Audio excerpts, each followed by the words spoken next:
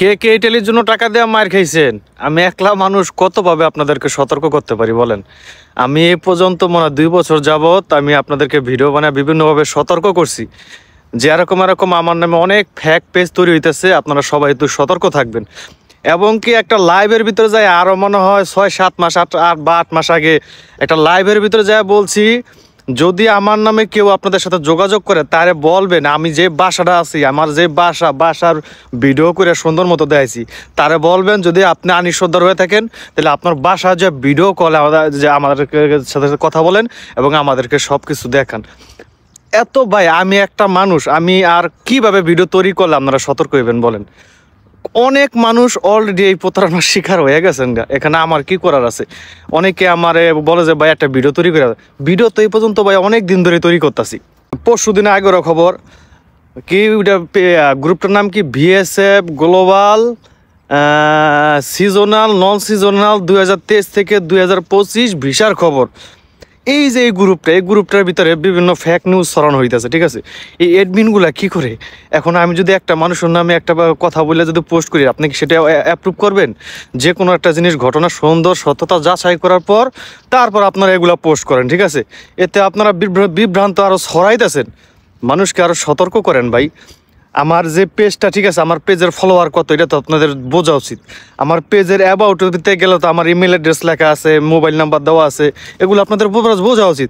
সবচেয়ে বেশি প্রতারণার শিকার হয়েছে এই পেজটা থেকে। দেখেন, এই যে সর্দার ব্লগস দিয়া আমার ছবি দিয়া পেজ খুলছে, ওই জায়গায় মাত্র ফলোয়ার কয়টা ফলোয়ার ভাই, এটা তো আপনাদের বোঝা উচিত। এবং এই কিছুক্ষণ আগে আমি যখন ওর অ্যাবাউটে যে চেক করলাম, অ্যাবাউটের ভিতরে যা দেখি যে ওই জায়গায় একটা মোবাইল নাম্বার দেওয়া, ওটা কোন দেশি মোবাইল নাম্বার আমি জানি না ভাই।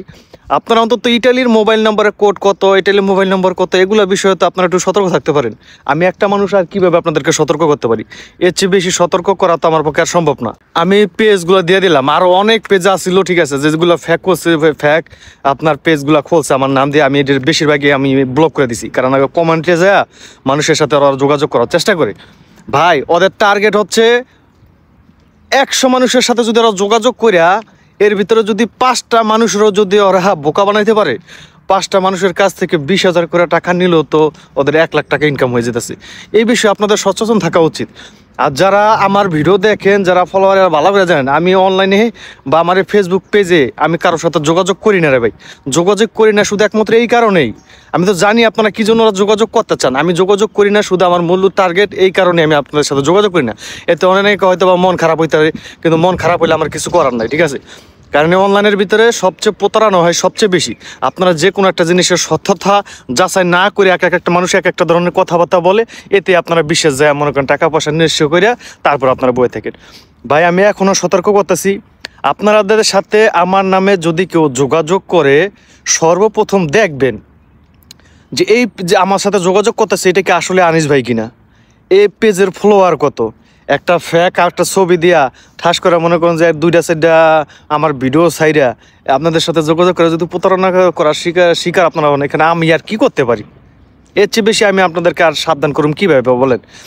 কালকে এবং 2 দিন আগে একটা ভিডিও দেখলাম ইউটিউবের ভিতরে, এই ইটালির ব্লগার, এই ইটালি না মেবি সম্ভবত সে ভাইটা জার্মানি থাকে, জার্মানির ব্লগার।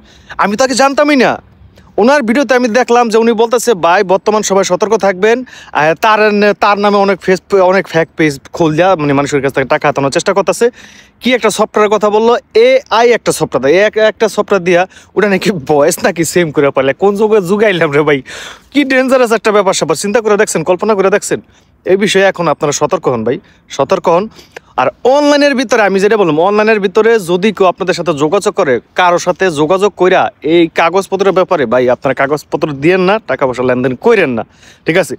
যদি কারোর সাথে আপনাদের কথা বলতে মন চায়, তার মাধ্যমে আপনার আবেদন জমা করতে মন চায়, প্রয়োজনে তাদের দেশের বাড়িতে তার সাথে যোগাযোগ কইরা সরাসরি কথা বললে তারপর যা করার করেন, ঠিক আছে?